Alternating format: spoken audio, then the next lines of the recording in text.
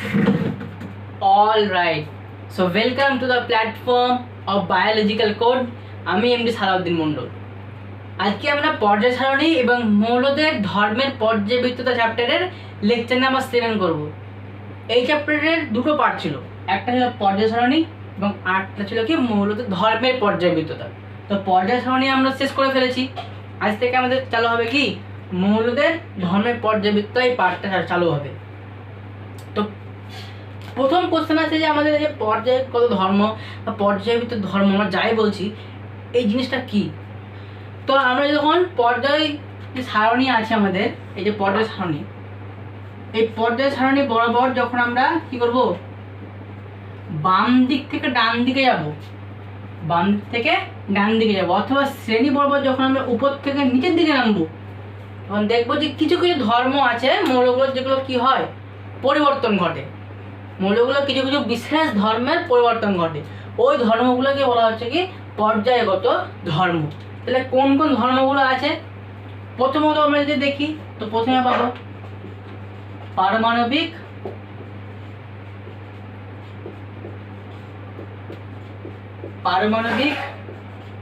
ব্যাসার্ধ,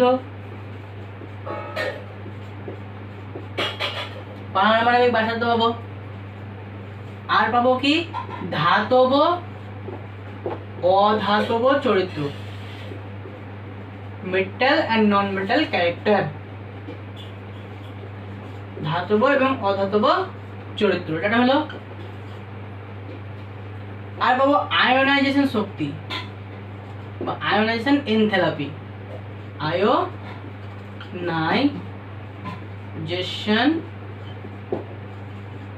শক্তি। চার আমরা পাবো কি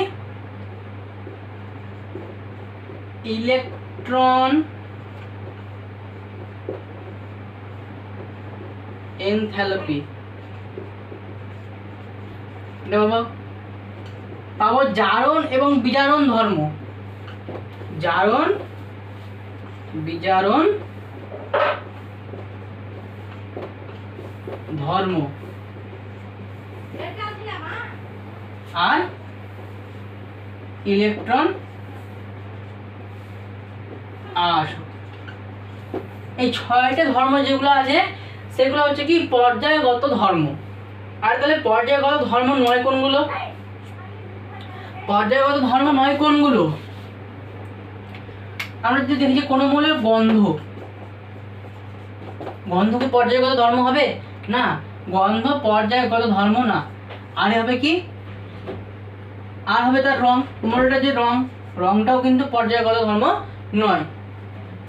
আমরা যদি দেখি তার তেজস্ক্রিয়তা,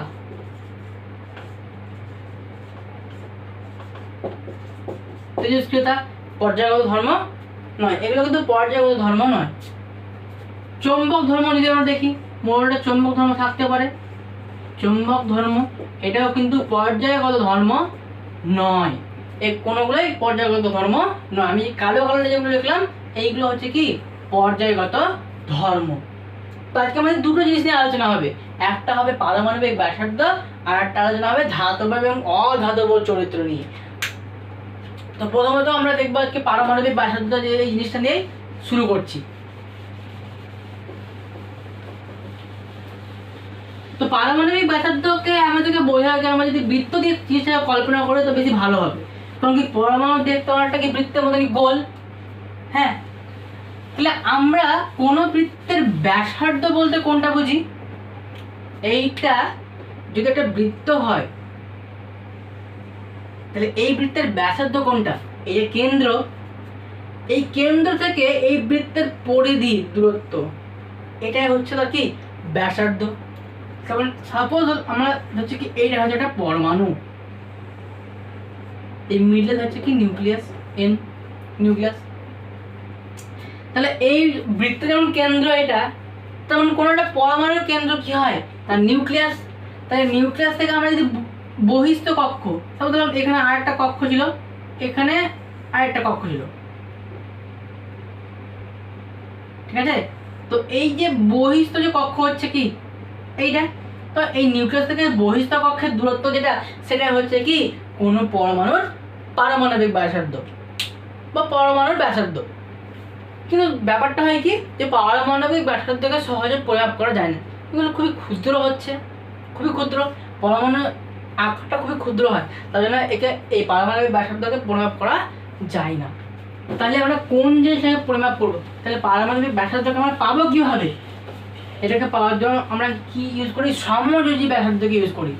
এবার সমযোজী ব্যাপারটা কি, সমযোজী ব্যাসার্ধ কি, সমযোজী যৌগ কি বললে ব্যাপারটা একটু ক্লিয়ার হবে। তো সমযোজী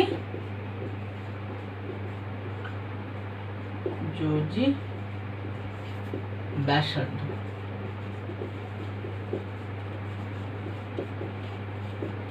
ঠিক আছে। সাপোজ ধরো না দুজন বন্ধু আছে, নিট অ্যাসপিরেন্ট, এরা দুজনে বহরমপুরে গিয়ে একটা মেস বা রুম ভাড়া নিয়েছে। ও রুম মানে মালিক বলে 4,000 টাকা বেতন লাগবে, বেতন বলছি মানে মাসিক আমাদের টাকা দিতে হবে। তো দুজন বলে ঠিক আছে, তুই 2,000 দিবি, আমি 2,000 দিব, নিয়ে 4,000 টাকা পূর্ণ করবো এবং রুমে থাকবো, ঠিক আছে। তো সমযোজী যৌগ এবং ব্যাপারটাও ওরকম।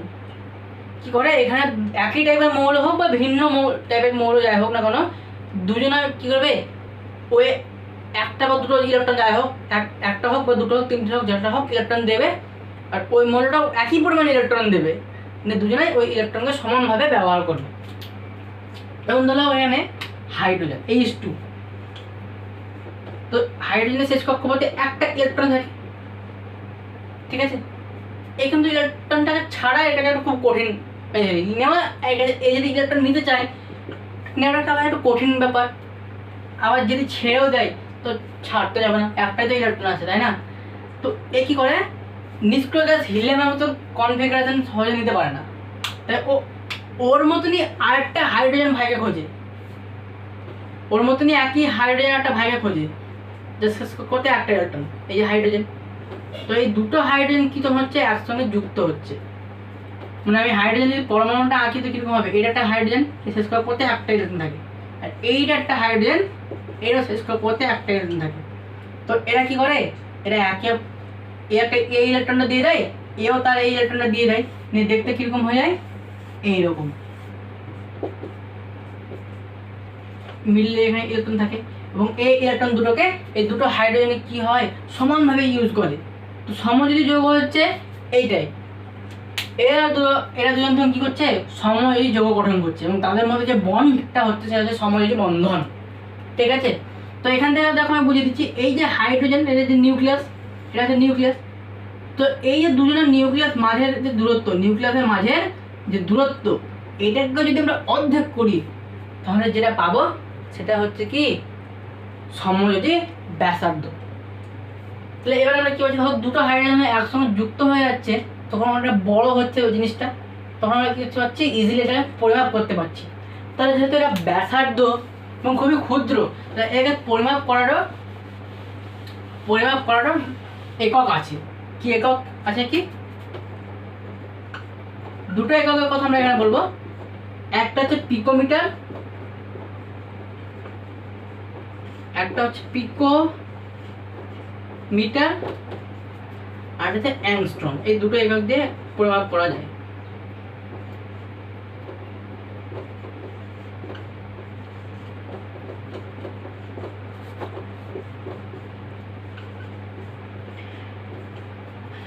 one picometer is equal to 10⁻⁻12 metre এবং 1 অ্যাংস্ট্রম সমান হয় কি 10⁻⁻10 মিটার, ঠিক আছে। সমযোজী ব্যাসার্ধটা বুঝতে পারলাম আমরা, এখানে দুটো হাইড্রোজেন একে অপরকে ইলেকট্রন দিচ্ছে, ও আর তার শেষ কক্ষপথে একটা ইলেকট্রন দিয়ে দিচ্ছে, এও নিজের শেষ কক্ষপথে একটা ইলেকট্রন দিয়ে দিচ্ছে, নিয়ে এরা একে অপরের সঙ্গে বন্ড গঠন করছে, যেটা হচ্ছে কি সমযোজী বন্ধন। এবার এই যে এটা হচ্ছে এই হাইড্রোজেনের নিউক্লিয়াস এবং এটা হচ্ছে এই হাইড্রোজেনের নিউক্লিয়াস, এই যে দুজনের যে নিউক্লিয়াসের মধ্যে যে দূরত্ব, সেই দূরত্বের অর্ধেক করলে আমরা যেটা পাবো সেটা হচ্ছে সমযোজী ব্যাসার্ধ। এবং সমযোজী ব্যাসার্ধকে আমরা পরিমাপ করতে পারি, এর একক হচ্ছে কি picometre angstrom. 1 picometre is equal to 10⁻⁻12 metre এবং 1 angstrom is equal to 10⁻⁻10 metre. ঠিক আছে, এবার আমরা দেখবো যে পর্যায় বরাবর পারমাণবিক ব্যাসার্ধের কিরূপ পরিমাপ হচ্ছে, মানে পরিবর্তন কিরকম হচ্ছে, পর্যায় বরাবর কিরকম পরিবর্তন হচ্ছে এবং শ্রেণী বরাবর কিরকম পরিবর্তন হচ্ছে। প্রথমে দেখি, আমরা যখন পর্যায় বরাবর যাবো, তারপরে ধরো এটা 1 নম্বর পর্যায়, এটা 2 নম্বর, এটা 3 নম্বর, এটা 4 নম্বর। ঠিক আছে, তো এই পর্যায় বরাবর আমরা যাচ্ছি। 1 নম্বর পর্যায়ে জায়গায় হাইড্রোজেন আছে, এখানে হিলিয়াম আছে, এখানে তো গল্প শেষ। 2 নম্বর পর্যায়ে প্রথমে ছিল কে, প্রথমে এখানে ছিল লিথিয়াম, এখানে সোডিয়াম, এখানে পটাশিয়াম, এখানে ছিল নিয়ন, এখানে আর্গন, এখানে ছিল জিনন। ঠিক আছে, তো দেখো এই যে সোডিয়াম 3 নম্বর পর্যায়ে আছে, মানে কি এর 3টে কক্ষ। সোডিয়াম কত নম্বর মৌল, 11 নম্বর মৌল। তার মানে সোডিয়াম এর নিউক্লিয়াস হচ্ছে এইটা, এর প্রথম কক্ষ বলতে এখানে 2টো ইলেকট্রন দিয়ে দিলাম, এখানে বাকি 8টা থাকবে।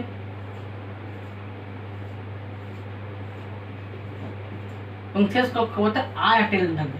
তাই হচ্ছে কি 3টে কক্ষ করছে, মানে যতগুলো পর্যায়ে বাড়বে ও ততগুলোই কক্ষ নিয়ে থাকবে। মানে 3 নম্বর পর্যায়ে মানে যাচ্ছে কি এদের প্রত্যেকের 3টে করে কক্ষ আছে। 2 নম্বর পর্যায়ে যাচ্ছে মানে কি 2টো করে কক্ষ আছে, কিন্তু তার মানে কি যে ইলেকট্রন সংখ্যাকে বাড়ছে না, ইলেকট্রন সংখ্যা তো বাড়ছে। মানে দেখো সোডিয়ামের এই এই এই কক্ষে এত বড় কক্ষ, 3 নম্বর কক্ষকে একটা ইলেকট্রন আছে, কিন্তু সোডিয়ামের পরে এই যে এখানে এখানে একটা ম্যাগনেসিয়াম আছে, আর ম্যাগনেসিয়াম কত নম্বর মৌল, 12 নম্বর মৌল। মানে এখানে আর একটা ইলেকট্রন চলে আসবে। আবার যদি আমরা এখানে বাড়তে যাই, বাড়তে বাড়তে বাড়তে যাই, তাহলে এখানে ইলেকট্রন পূর্ণ আরো বেশি পূর্ণ হতে হতে যাবে।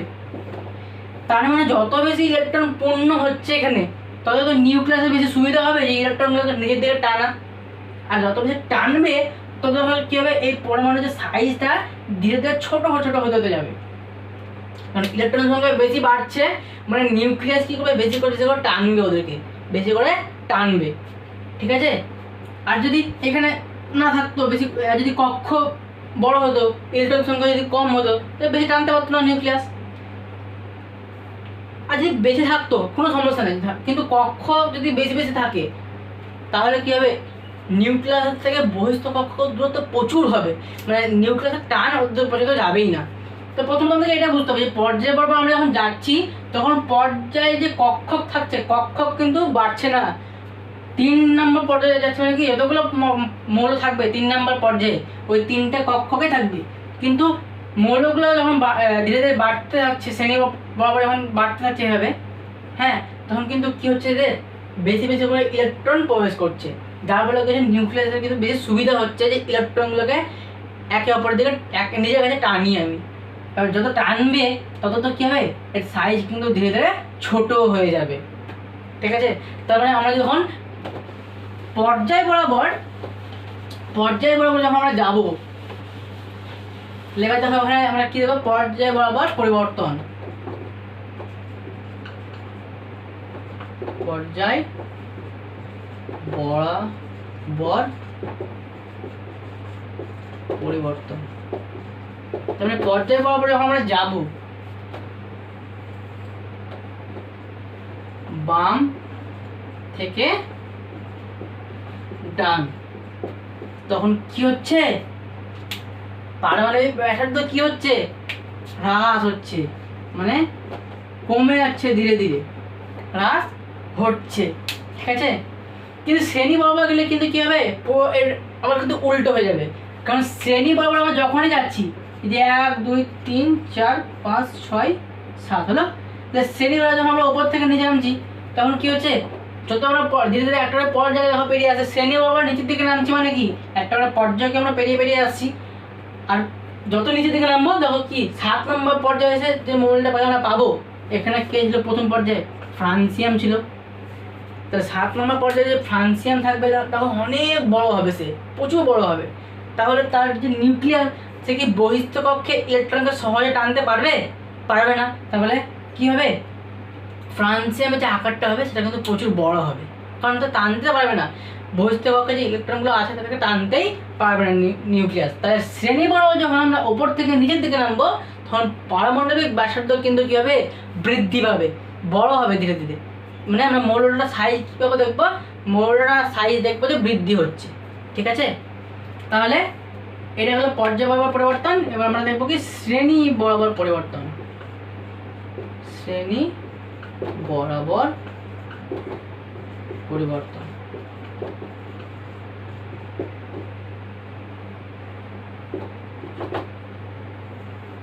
শ্রেণী বরাবর পরিবর্তন মানে কি, উপর থেকে নিচ, উপর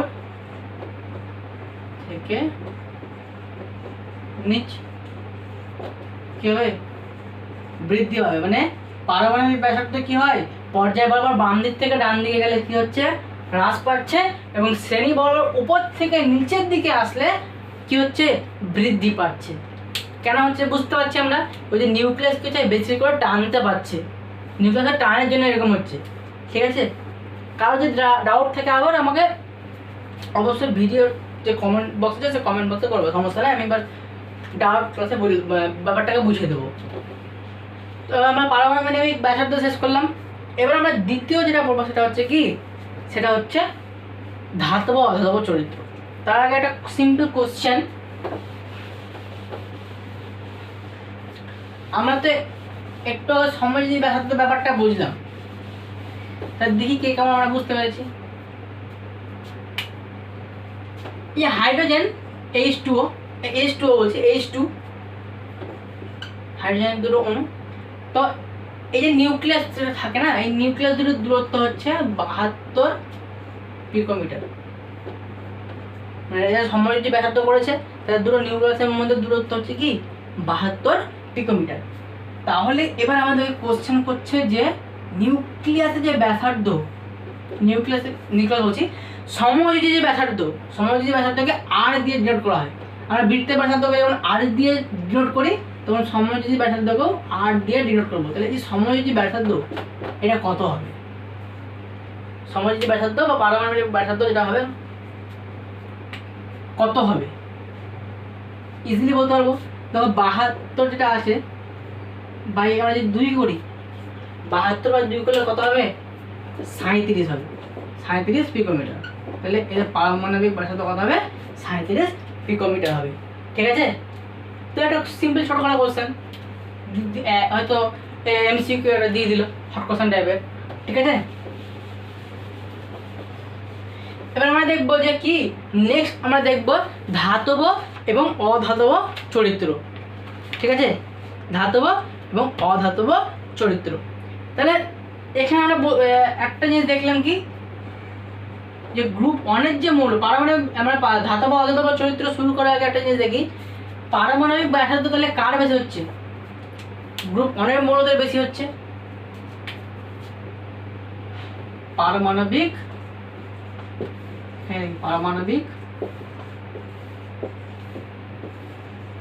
ব্যাসার্ধ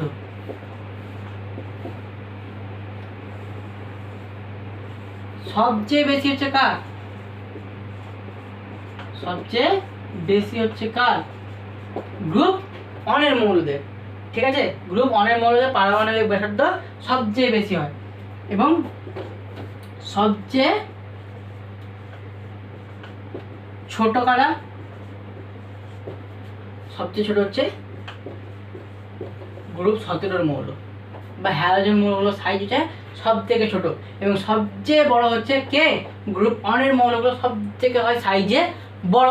কারণ এদের কি হয়, নিউক্লিয়াস মানে কক্ষ সংখ্যা একই কিন্তু সেখানে কক্ষে ইলেকট্রন সংখ্যা আছে কি কম, তাই নিউক্লিয়াস চেষ্টা করলেও সে ইলেকট্রনকে টেনে ছোট করতে পারে না পরমাণুটাকে। তাই গ্রুপ 1 এর মৌলগুলো পারমাণবিক ব্যাসার্ধ সব থেকে বড় হবে, এবং গ্রুপ 17 এর পারমাণবিক ব্যাসার্ধ সব থেকে ছোট হবে, এবং এদের সব থেকে বড় হবে গ্রুপ 1 এর। ঠিক আছে, এবার আমরা দেখবো হচ্ছে কি, এবার আমরা দেখবো ধাতব অধাতব চরিত্র। আর একটা জিনিস, প্রতিনিধি মৌল যেগুলো আছে, অর্থাৎ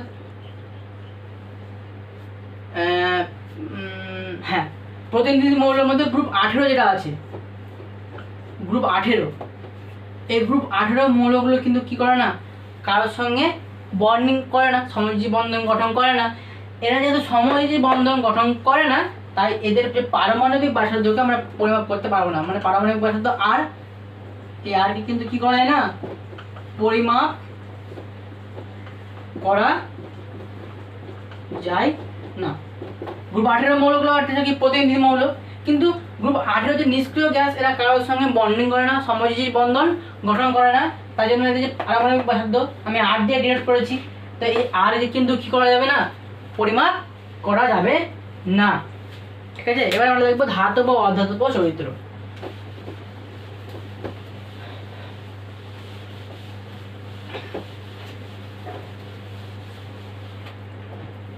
তো ধাতু, তুমি এখানে হেডিং দিই ধাতব ও অধাতব চরিত্র, ধাতব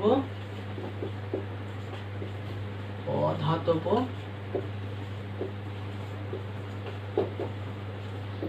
চরিত্র। তো ধাতু, ধাতু মানে আমরা সাধারণত কি জানি, ধাতু মানে আমরা জানি কিসে ধনাত্মক হবে, ধাতু মানে আমরা কি জানি ধনাত্মক হবে, মানে এর কি হবে, ইলেকট্রন দান করার ক্ষমতা বেশি হবে, মানে ইলেকট্রন সে বেশি দান করতে পারবে। মানে ধাতু সমানুপাতিক আমরা যদি লিখি তো কি হবে, ইলেকট্রন দান, মানে ইলেকট্রন যে বেশি করে ত্যাগ করতে পারবে, দান বা ইলেকট্রন ত্যাগ একই ব্যাপার, মানে যে বেশি বেশি করে ইলেকট্রন ছাড়তে পারবে, ত্যাগ করতে পারবে, তার ধাতু হওয়ার ধর্মটা, ধাতু হওয়ার প্রবণতাটা কি হবে, বৃদ্ধি পাবে, সমানুপাতিক। তার মানে ইলেকট্রন ছাড়া মানে কি, ধাতু হওয়া। তাহলে দেখো কোন গ্রুপের মৌলগুলো সব থেকে বেশি কি হয়, ধাতু মানে ইলেকট্রন ছাড়তে পারে, কারা, গ্রুপ অনের মৌলগুলো। গ্রুপ অনের যে সমস্ত মৌলগুলো আছে কি হয়, এরা সহজেই ইলেকট্রনকে ত্যাগ করতে পারে, যত সহজে ইলেকট্রন ত্যাগ করতে পারবে তত বেশি তাদের ধাতু হওয়ার ধর্মটা বেশি। তার মানে গ্রুপ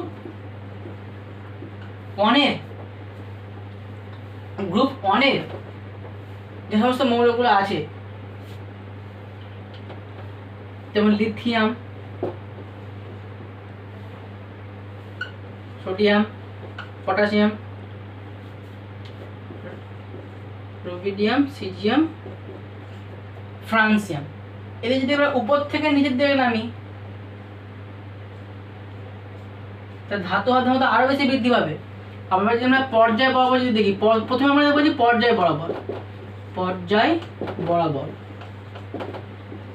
তাহলে দেখো গ্রুপ পর্যায় বরাবর আমরা যখন যাচ্ছি বাম দিক থেকে ডান দিকে, এটা সাইডে রাখা আপাতত, পর্যায় বরাবর যখন আমরা বাম দিক থেকে ডান দিকে যাচ্ছি তখন ইলেকট্রন ত্যাগ করার পরিমাণ বেশি বাড়ছে, ইলেকট্রন গ্রহণ করার পরিমাণ বেশি বাড়ছে। ধীরে ধীরে দেখবা ইলেকট্রন গ্রহণ করার পরিমাণটা বেশি বাড়ছে। এবং হ্যালোজেন মৌলকে দেখবো তারা কি খুবই ইলেকট্রনের প্রতি আসক্তি থাকে, এরা ইলেকট্রন নেবার দিকে বেশি এদের আগ্রহ। তার মানে এদের কি ধাতব ধর্ম বেশি বর্তমান না অধাতব ধর্ম বেশি বর্তমান, অধাতব ধর্ম। তাহলে পর্যায় পর্ব যখন আমরা বাম থেকে ডান দিকে যাব তখন ধাতব ধর্ম বৃদ্ধি পাবে না হ্রাস পাবে, ধাতব ধর্ম হ্রাস পাবে, ধাতব ধর্ম কি হবে, হ্রাস পাবে পর্যায় বরাবর, বাম টু ডান, বাম থেকে ডান দিকে। আর অধাতব যদি আমরা দেখি পর্যায় বরাবর, তাহলে অধাতব ধর্ম কি হবে, অধাতব ধর্ম বৃদ্ধি পাবে। ঠিক আছে, কারণ কি হচ্ছে, এদের ইলেকট্রন গ্রহণ করার পরিমাণ বেশি বাড়ছে। পর্যায় বরাবর যত আমরা বাম দিক থেকে ডান দিকে যাচ্ছি ইলেকট্রন গ্রহণ করা বেশি পরিমাণ বাড়ছে, তাহলে অবশ্যই ধাতব ধর্ম বেশি পাবে, কারণ অধাতব ধর্ম বেশি বৃদ্ধি পাবে। কারণ ধাতু সাধারণত কি হয়, ইলেকট্রন ত্যাগ করে, গ্রহণ করে না। ইলেকট্রন গ্রহণ কারা করে, অধাতুগুলো। তার মানে পর্যায় বরাবর বাম দিক থেকে ডান দিকে গেলে অধাতব ধর্ম বেশি বৃদ্ধি পাবে এবং ধাতব ধর্ম হ্রাস পাবে। ঠিক আছে, কিন্তু শ্রেণী বরাবর কি হবে, এর পুরো উল্টো হয়ে যাবে। শ্রেণী বরাবর যদি আমরা উপর থেকে নিচের দিকে নামি তাহলে কি হবে, ধাতব ধর্ম বৃদ্ধি পাবে। ঠিক আছে, কারণ দেখো কেন কেন হয়, কারণ শ্রেণী বরাবর যখন আমরা উপর থেকে নিচের দিকে নামি পর্যায়ে ধীরে ধীরে বাড়তে বাড়তে বাড়তে যাচ্ছে। তার মানে ওই যে নিউক্লিয়াস থাকছে, মিডলে যে নিউক্লিয়াস, সে নিউক্লিয়াস শেষ কক্ষপথে ইলেকট্রনকে খুব কম শক্তি দিয়ে ধরে রাখতে পারছে। তাহলে যদি কম শক্তি দিয়ে ওকে ধরে রাখে তাহলে ওই ইলেকট্রনটা ইজিলি তো একে ত্যাগ করে চলতে পারবে। মানে দেখো লিথিয়ামের শেষ কক্ষপথে যে ইলেকট্রনটা আছে ওকে নিউক্লিয়াস যে পরিমাণ শক্তি দিয়ে ধরে রাখবে, সোডিয়ামকে কি সেই পরিমাণ শক্তি দিয়ে ধরে রাখতে, সোডিয়ামের শেষ কক্ষপথে ইলেকট্রনটাকে সেই পরিমাণ শক্তি দিয়ে ধরে রাখতে পারবে? পারবে না, কারণ কক্ষের সংখ্যা বৃদ্ধি পাচ্ছে। আবার সোডিয়ামের শেষ কক্ষপথে যে ইলেকট্রনটা আছে তাকে যে পরিমাণ শক্তি দিয়ে তার নিউক্লিয়াস টানবে, পটাশিয়ামের শেষ কক্ষপথে ইলেকট্রনটা আছে তাকে কিন্তু আবার সেই পরিমাণ শক্তি দিয়ে টানতে পারবে না, কারণ কি কক্ষের সংখ্যা বাড়তে আছে। আর কক্ষের সংখ্যা বাড়ছে মানে কি নিউক্লিয়াস খুব কম শক্তি দিয়ে তার শেষ কক্ষপথে ইলেকট্রনকে ধরে রাখবে। আমি একটা কি বললাম, যত বেশি ইলেকট্রনকে আমরা ত্যাগ করতে পারবো ধাতব ধর্ম তত বেশি বৃদ্ধি পাবে। তার মানে পর্যায় বরাবর যত আমরা উপর থেকে নিচের দিকে নামছি ধাতব ধর্ম বৃদ্ধি পাচ্ছে। বোঝা গেল? তাহলে সিকোয়েন্সটা কি হলো আমাদের এখানে ধাতব এবং অধাতব ধর্ম। আমরা যদি পর্যায় বরাবর দেখি, দেখো